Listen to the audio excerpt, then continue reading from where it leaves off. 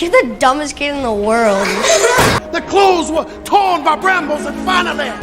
I didn't cheat. Mother! I knew you could do it. Okay, come on, move, she sees it. Inside you. Thank you. At the hospital, a couple received unexpected test results from the doctor, leaving them both stunned as they exchanged glances. The mother stepped out of the doctor's office and in the hallway noticed a child being wheeled away for treatment. Meanwhile, the surgeon was preparing for an upcoming procedure, getting sterilized and ready to begin. The surgery proceeded as planned. Not long after, the surgeon was summoned to discuss the case of conjoined twins who faced a life-threatening condition. Without surgery, the twins would be bedridden for the rest of their lives. After discussing the gravity of the situation with his wife, the surgeon made the difficult decision to move forward with the operation. He traveled to Germany to meet the parents and assess the twins' condition. He explained that while the twins did not share any vital organs, there was a chance they shared parts of the brain responsible for vision. Previous surgeries of this nature had failed due to the risk of excessive bleeding, and he admitted his reluctance to perform the operation. However, upon returning home and reflecting on the children, he had a change of heart and became determined to find a way to save both twins. From that point on, he dedicated himself to researching potential solutions. Back in 1961 in Detroit, children were sitting for exams. As the teacher collected their scores, she reached Ben, who admitted that he hadn't scored any points. His classmates burst into laughter at his response. Outside the classroom, the teasing continued, and Ben, overwhelmed with anger, struck one of his classmates in the head. This incident led to his mother, Sonia Carson, being called to the principal's office. The principal informed her that the injured student required 5 stitches, and on top of that, Ben's academic performance was below average. After the meeting, Ben felt a deep sense of sadness, convinced that he wasn't smart enough. However, Sonia refused to believe this and reassured him that he was intelligent, though he simply needed to apply himself more. Despite her confidence in him, Sonia was still concerned. She didn't want Ben or his brother, Curtis, to be stuck in unfulfilling jobs due to poor academic performance. Later at home, Ben asked his mother for help with his schoolwork. It was during this time that Sonia realized Ben was struggling with his vision. She quickly got him glasses, which significantly improved his performance in school. Sonia constantly motivated both of her sons. Although Ben doubted himself, often feeling inferior to his classmates, Sonia remained firm in her belief that he was capable of greatness. One Sunday, Ben went to fetch Sonia for church, but she told him to go ahead without her. At church that day, the pastor shared a story about a courageous doctor who risked his life to help the poor, despite the dangers. This story deeply resonated with Ben, inspiring him to pursue a career in medicine. He rushed home excitedly to tell Sonia that he wanted to become a doctor, and she encouraged him, proud of his decision. However, Sonia was struggling with her own personal challenges. She had been visiting a psychiatrist, sharing her difficulties with a nurse who eventually led her to a doctor. Sonia opened up about her tough upbringing, being raised in foster care without a real family, and her early marriage to Carson at the age of 13. She later discovered Carson had another family, hidden from her, and on top of that, he had become addicted to drugs. Despite their efforts to make the marriage work, they eventually divorced. Sonia now juggled multiple jobs, cleaning and babysitting to make ends meet. Illiterate and unable to read or write, she feared her sons might face the same struggles. When she confessed her darkest thoughts of wanting to end her life, the psychiatrist grew concerned and recommended she take some time at the hospital to focus on her mental health. Sonia worried about the cost, but the doctor reassured her that the expenses would be covered. At dinner, Sonia informed her sons that she would be away for a few weeks,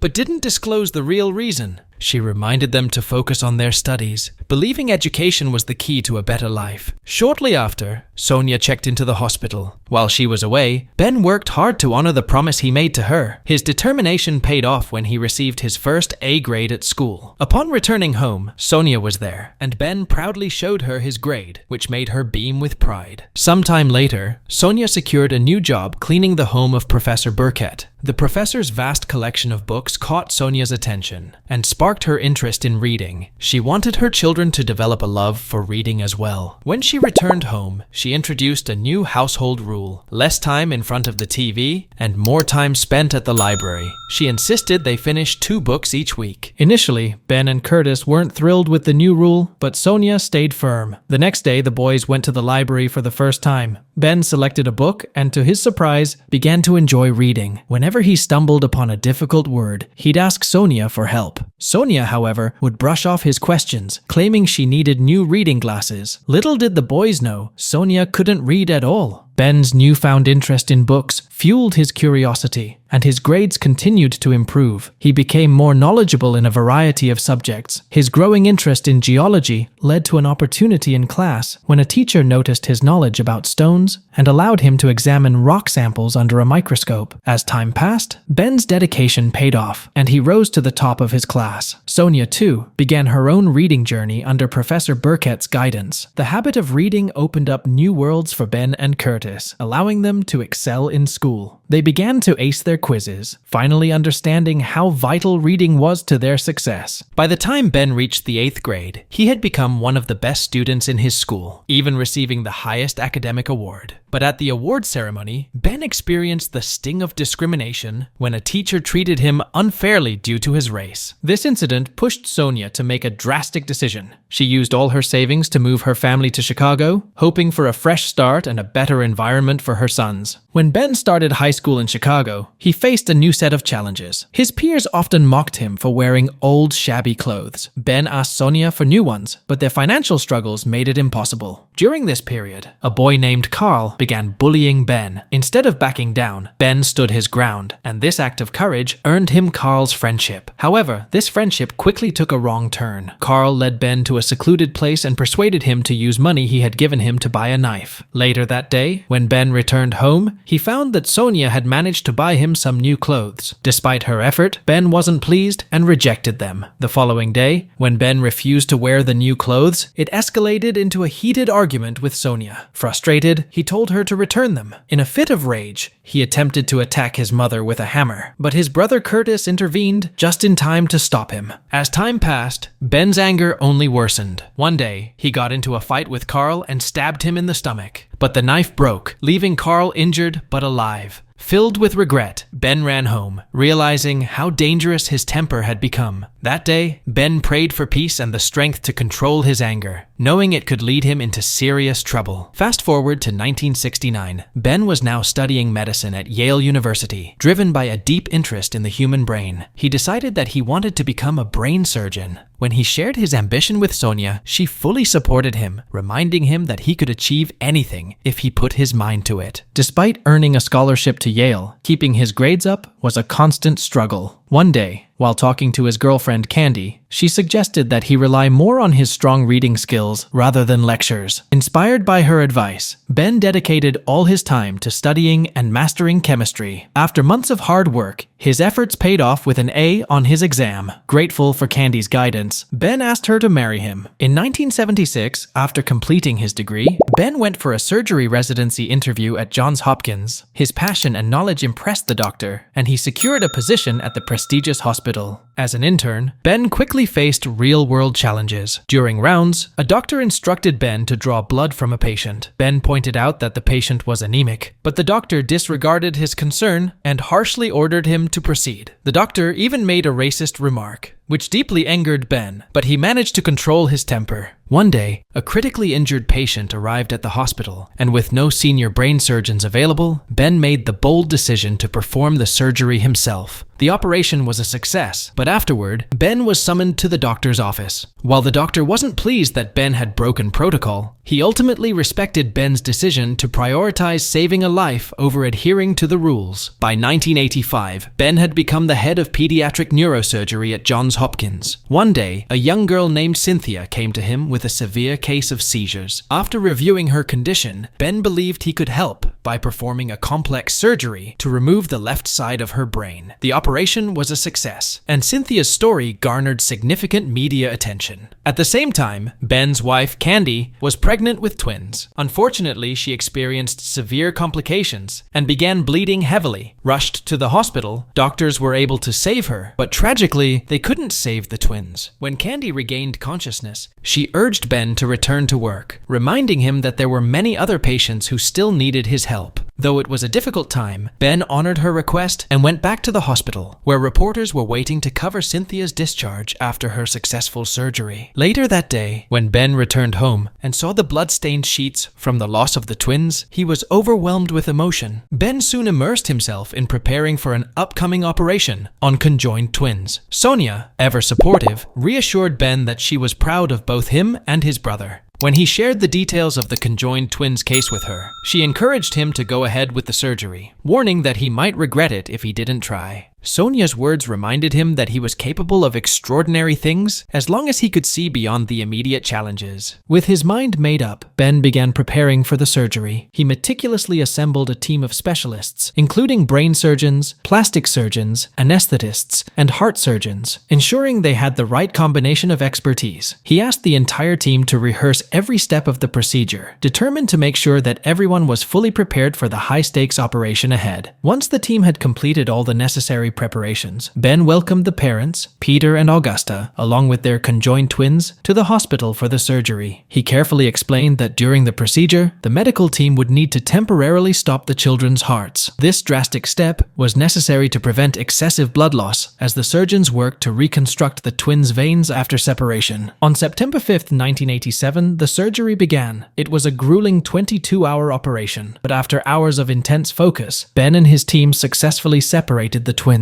He was able to deliver the joyous news to the anxious parents, who were overwhelmed with relief. Although many praised Ben for his incredible achievement, he remained humble, expressing his gratitude to his mother and his wife for their unwavering support. Ben was not one to keep such accomplishments to himself. He openly shared the success with everyone involved. Ultimately, the twins survived the operation and were able to return home to Germany, where they continued to live healthy lives. Following this monumental surgery, Ben went on to perform similar operations on other conjoined twins, refining the procedure further. His groundbreaking techniques gained widespread recognition, especially his pioneering work in hemispherectomy, a procedure where half of the brain is removed to treat severe seizures. In addition to his medical achievements, Ben and his wife Candy founded the Carson Scholarship Fund. Through this initiative, they aim to support and reward students who excel academically, giving back to the community and inspiring the future generation to reach their full potential. And with that, the movie ends. We hope you enjoyed our video. Watch the next recaps on the screen, and don't forget to subscribe for more amazing recaps. See you in the next one.